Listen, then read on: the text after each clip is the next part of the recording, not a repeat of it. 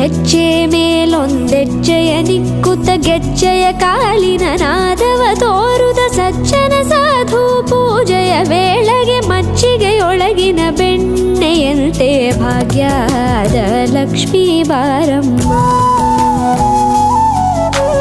ಹೆಜ್ಜೆ ಮೇಲೊಂದೆಜ್ಜೆಯ ನಿಕ್ಕುತ ಗೆಜ್ಜೆಯ ಕಾಲಿನ ನಾದವ ತೋರುದ ಸಜ್ಜನ ಸಾಧು ಪೂಜೆಯ ವೇಳೆಗೆ ಮಜ್ಜಿಗೆಯೊಳಗಿನ ಬೆಣ್ಣೆಯಂತೆ ಭಾಗ್ಯದ ಲಕ್ಷ್ಮೀ ಬಾರಮ್ಮ.